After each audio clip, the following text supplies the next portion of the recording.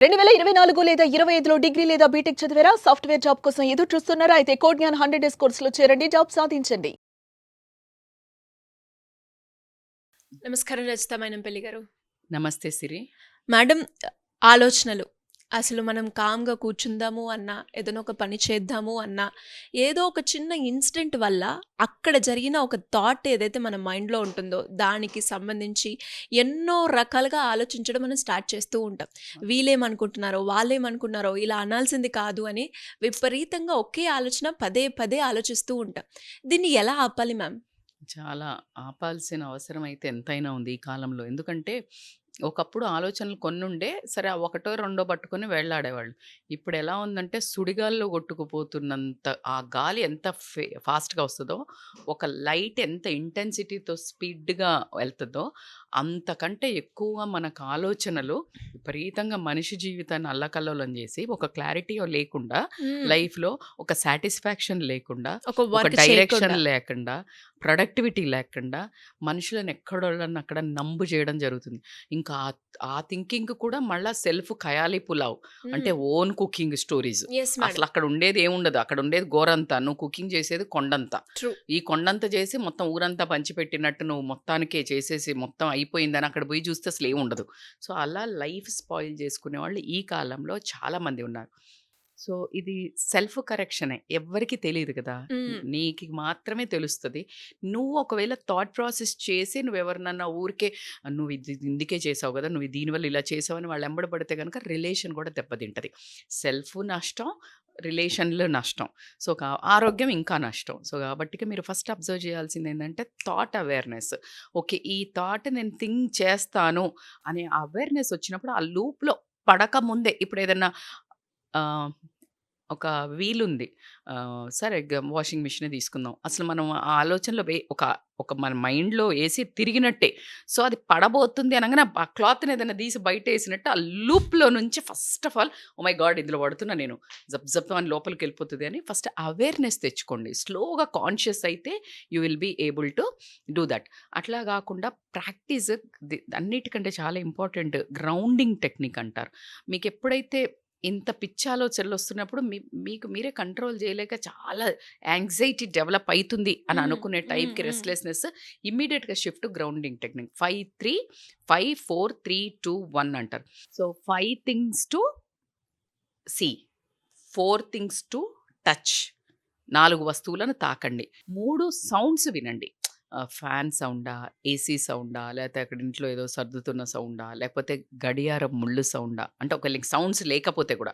So, ఇవే sounds వినమనట్లే. మీకు యావరేజ్‌గా ఇప్పుడు మనకు అక్కడెక్కడో వినిపిస్తుంది ఒక హారన్. హారన్. సో, కాన్షియస్‌గా అబ్జర్వ్ చేయండి. 3 సౌండ్స్ అబ్జర్వ్ చేయండి.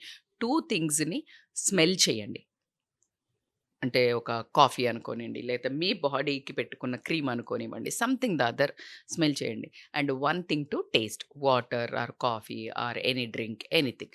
ఇది గనక మీరు ఇది ఇమ్మీడియేట్‌గా కాన్షియస్‌గా ఈ 5 సెన్సెస్‌ని యాక్టివేట్ చేస్తే ఏ కాదు, కాదు, కాదు. 5 సెన్సెస్ ఎలైన్ ఎప్పుడైతే అయితాయో మిస్టేక్స్ ఉండవు.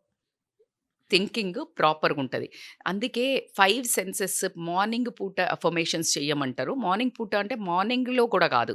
ఆ మార్నింగ్ నిద్ర లేచి లేవనప్పుడు అఫర్మేషన్స్ చేయండి. అంటే అదొకలాంటి మగతగున్నప్పుడు. అదే నిద్రలోకి జారుతున్నప్పుడు కూడా అని అంటారు. అదొక టైమ్. అంటే మీకు వేవ్స్ పర్ఫెక్ట్‌గా ఎలైన్ అయి ఉంటాయి. ఏంటి అంటే అప్పుడు ఏం థాట్స్ ఉండవు గదా! అప్పటికప్పుడే కుక్ చేయవు గదా నువ్వు. ఇట్లా జస్ట్ ఇట్లా ఫ్రెష్‌గా మైండ్ ఉంటది గాబట్టికే ఆ టైంలో నీ అన్ని సెన్సెస్ కాన్షియస్ ఉంటాయి గాబట్టికే నీకు ఇమ్మీడియేట్‌గా నువ్వేమనుకుంటే అది యూనివర్స్ యాక్సెప్ట్ చేస్తది. When you align your thoughts with thought. కాబట్టికి అది చాలా ఇంపార్టెంట్. అట్లా గాకుండా ఓవర్ థింకింగ్‌కి ఆహ్, దేని మీద అంటే లైక్ స్టాప్ అనే ఒక పేరివ్వటం లేకపోతే దానికి ఆహ్, నేను పార్కింగ్ అంటారు. థాట్ పార్కింగ్ అంటారు. ఎలా అంటే ఆహ్, రాసి ఈ ఆలోచనొస్తుంది కదా! Wait I will visit you after tomorrow 10 PM 10 AM. అని రాసి పెట్టుకోవాలా మేడం? అంతే గదా! ఇప్పుడు ఎవరికన్నా ఏం చెప్తావు? వాళ్ళు మళ్ళీ నీ మెసేజ్ కోసం ఎదురు చూస్తుంటారు. చూడకపోతే ఊరికే కాల్ చేస్తారు. అవునవును. Message I will call you back at this time అంటే కాల్ చేస్తారా? లేదు. This is our mind set.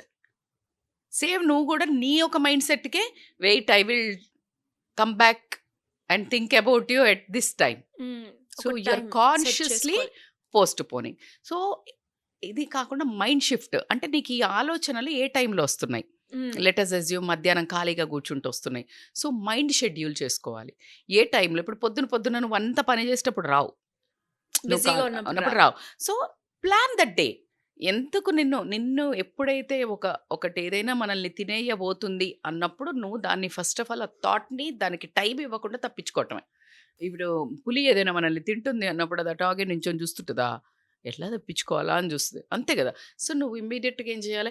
నేను ఎవరైనా మీరు ఎళ్లి ఎవరితో మాట్లాడదాం అనుకున్నారు. ఈరోజు నేను నీతో మాట్లాడాలి అనంటే మనకు చిన్న జోక్స్ కూడా ఉన్నాయి. హస్బెండ్ వచ్చి వైఫ్ ఎళ్లి మీరు ఈ పని అయిపోయాక నేను మాట్లాడాలంటే ఆయన ఏం చేస్తుంటాడు?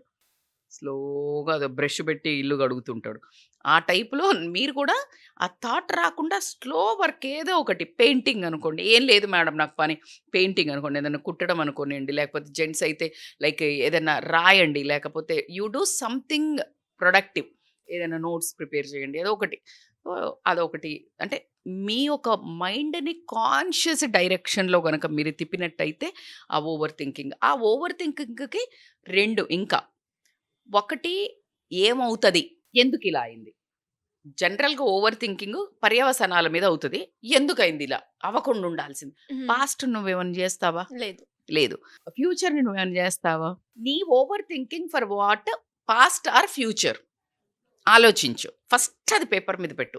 About what? What is the concept? If it is a past ఏం జరిగింది? ఎంత జరిగింది? థీసిస్ రాయి. అసలు హ్మ్. అంటే వాళ్ళన్నారు. మేబీ అదర్‌వైజ్ నేను తీసుకోకపోతే అది నా మీద పడదు గదా!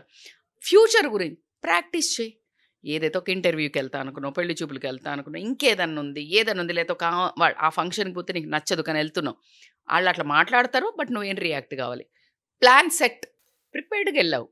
Preparation is the key to stop overthinking. Because you become confidence. నువ్వు ఓవర్ థింకింగ్ చేస్తే బెటర్ అవుతదా ఇంటర్వ్యూ? నేను అవుతానో లేదో, ఈళ్ళు ఒప్పుకుంటారో లేదో నన్ను, ఇలానే ఓవర్ థింకింగ్ చేస్తున్నావు. అక్కడ పోతే ఏమవుతుందో ఏమో, ఇలా ఏం జరుగుతుందో ఏమో, ఇట్లా ఎట్లుంటుందో నా ఫ్యూచర్, దానివల్ల నా ఫ్యూచర్ ఎట్లుంటుందో ఏమో, నా బిడ్డ ఫ్యూచర్ ఎట్లుంటుందో ఏమో. అరే! ఏమన్నా ప్రాసెసింగ్ ఉందా? ఏం లేదు. Take actions. Prepare your self.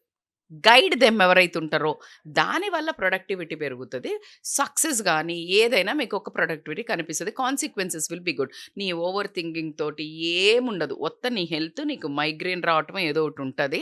దాని తర్వాత అక్కడ పని మాత్రం ఖచ్చితంగా ఫెయిల్ అవుతుంది. బికాజ్ నీ ఓవర్ థింకింగ్లో అసలు నీకు అదో కాస్తో కూస్తో ఏమైనా మంచిది చేయబోతే నువ్వు అది కూడా చేయలేవు కాబట్టి then you won't be, because you are not confident enough.